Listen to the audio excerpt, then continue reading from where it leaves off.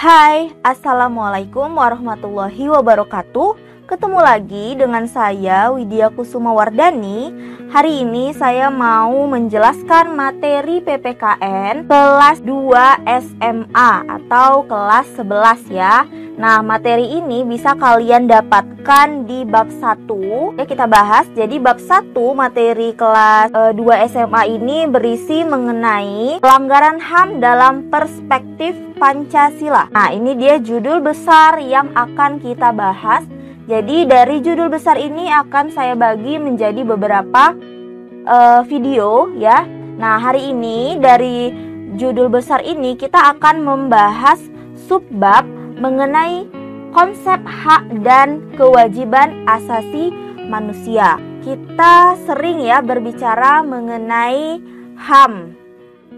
Ya, kita sering berbicara mengenai HAM. Jadi pasti sudah nggak asing lagi ya HAM ini apa.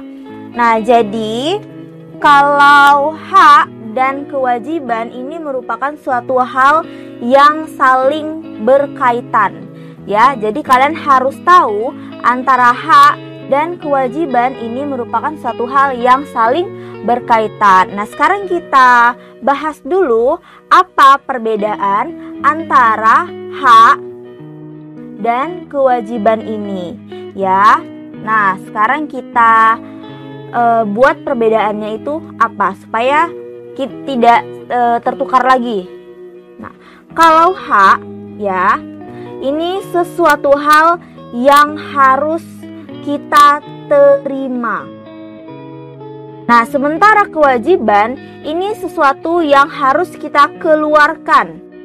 Nah, jadi sebelum kita menuntut hak kita harus mengeluarkan kewajiban kita dulu. Jadi kita tidak boleh hanya menuntut hak saja. Sekali lagi saya katakan, jadi kita tidak boleh hanya menuntut hak saja. Jadi antara hak dan kewajiban itu perlakuannya harus seimbang. Paham ya sampai sini? Kita lanjut. Nah, nomor 1 kita bahas dulu mengenai konsep hak asasi manusia. Atau ini sering kita singkat menjadi HAM ya. Konsep hak asasi manusia atau konsep HAM. Nah, jadi kita harus tahu dulu sebenarnya apa sih yang dimaksud dengan HAM ini ya. Nah, apa yang dimaksud dengan HAM ini? Kalian harus tahu. Kalian jangan berbicara mengenai HAM tapi kalau kalian tidak tahu apa konsep dari HAM ini ya. Jadi HAM ini adalah, kita tulis di sini pengertian dari HAM.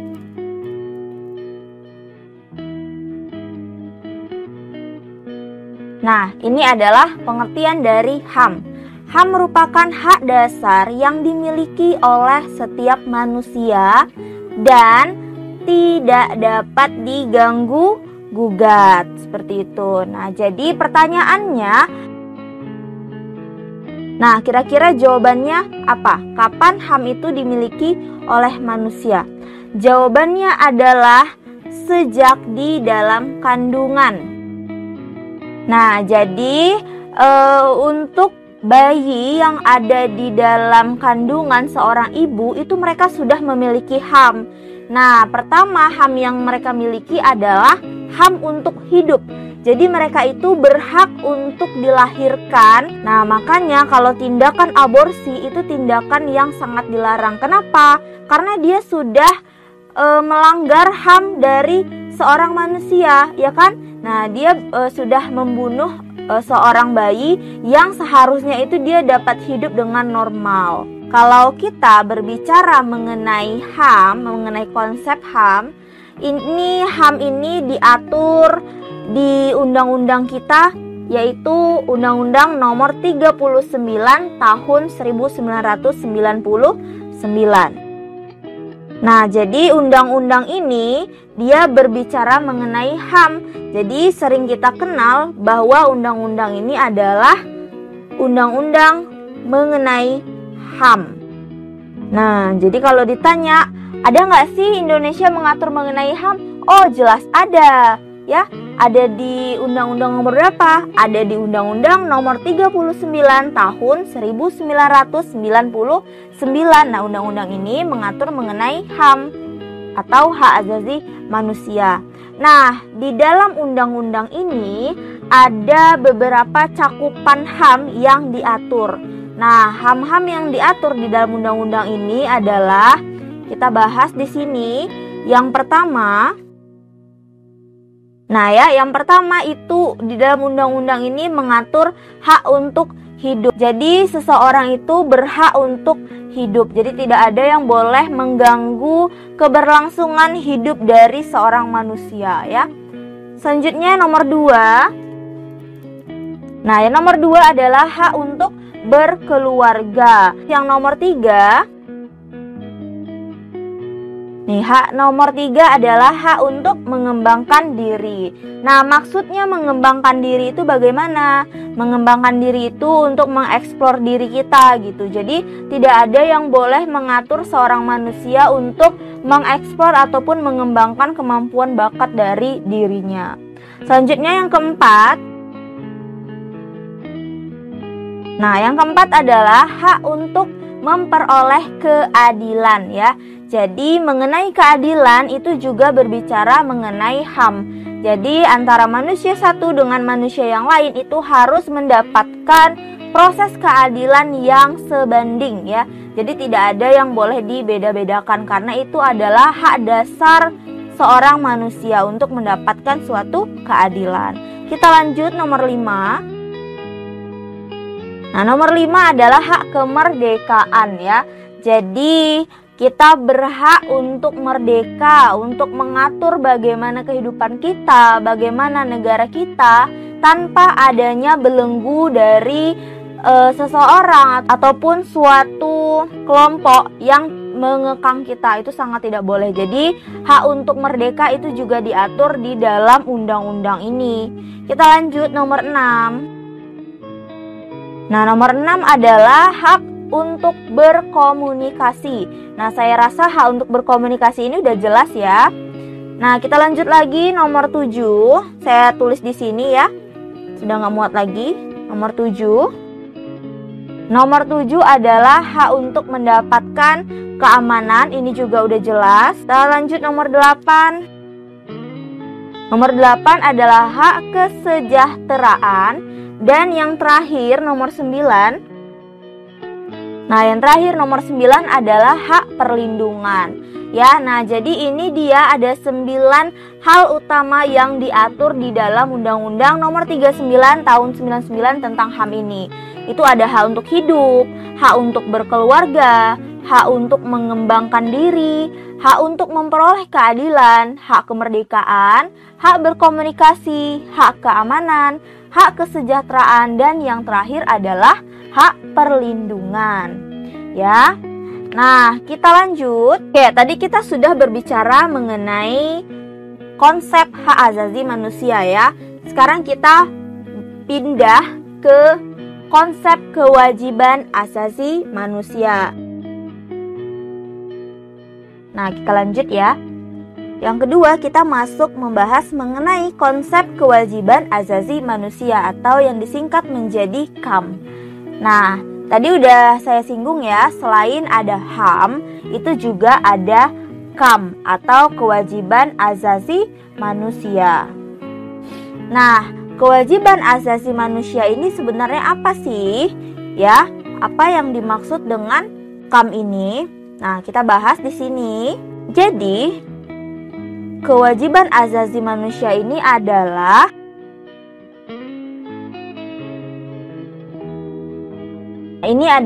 kewajiban asasi manusia, yaitu segala sesuatu yang wajib dilakukan oleh setiap manusia sebagai makhluk hidup.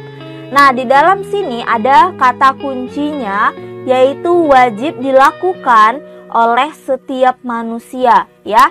Sebagaimana tadi kewajiban itu adalah hal yang harus kita lakukan, tapi kalau hak itu adalah sesuatu yang harus kita terima. Jadi sebelum kita menuntut hak kita harus melunasi dulu kewajiban kita. Seperti itu ya. Jadi kaitannya kita tulis di sini ya.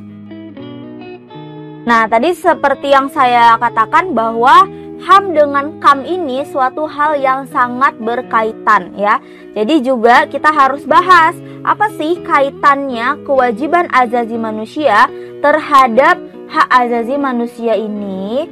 Jadi kaitan dengan hak azazi manusia itu, maka kewajiban azazi manusia yang dimaksud ini ya, jadi kewajiban azazi manusia yang dimaksud ini adalah menghormati, menjamin, dan melindungi hak azazi. Nah, jadi kaitan antara KAM dengan HAM, yaitu KAM ini mereka menghormati, selanjutnya menjamin dan melindungi hak azazi manusia ya. Jadi kalau kita sudah melunasi kewajiban azazi manusia kita, pasti hak azazi manusia kita juga akan terpenuhi seperti itu ya. Nah, jadi kenapa sih harus ada kewajiban azazi manusia ini ya? Nah, ini pertanyaannya nih yang sering ditanyakan ya. Jadi kenapa harus ada kewajiban azazi manusia? Nah, jawabannya itu adalah kewajiban azazi manusia ini merupakan bentuk pembatasan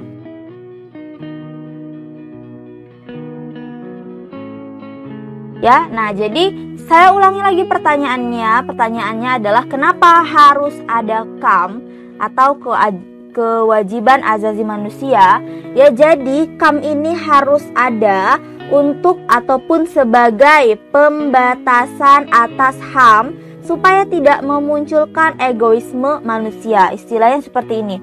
Kalau tidak ada kewajiban azazi manusia, seorang manusia itu akan dengan senantiasa selalu menuntut haknya tanpa melihat kewajiban, apakah kewajibannya sudah dipenuhi seperti itu. Jadi sekali lagi saya tekankan sebagaimana yang telah saya beritahu tadi, sebelum kita menuntut HAM kita ya, nah kita juga harus sudah melaksanakan.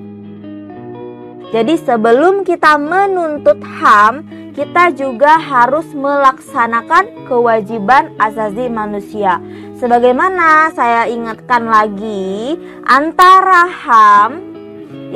HAM dengan KAM ini merupakan suatu hal yang harus dilakukan secara bersamaan ya, supaya tidak memunculkan sifat egoisme manusia. Jadi sama seperti sepasang sepatu, mereka selalu berjalan beriringan. Antara KAM dan HAM, mereka juga harus saling berjalan bersama, ataupun disebut antara HAM dan KAM ini merupakan pasangan yang komplementer atau pasangan yang saling melengkapi ya.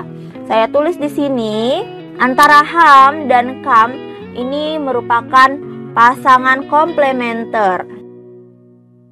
Nah, ataupun suatu hal yang saling melengkapi antara keduanya itu. Nah, sekian pembahasan hari ini ya. Lebih dan kurang saya mohon maaf. Bagi yang ingin bertanya, silahkan langsung bertanya di kolom komentar. Waktu dan tempat saya persilahkan, insya Allah pasti akan saya balas. Nah, untuk yang ingin menanyakan materi lainnya tentang PPKN ataupun tentang pelajaran ataupun soal-soal yang masih kalian belum pahami, kalian bisa langsung tuliskan di kolom komentar. Insya Allah aku akan buatkan video pembahasannya untuk kalian. Terakhir, sebelum saya pamit, saya minta kalian untuk selalu mendukung channel ini dengan cara like, komen, dan subscribe, sekaligus share ke seluruh sosial media yang kalian punya ya. Terima kasih.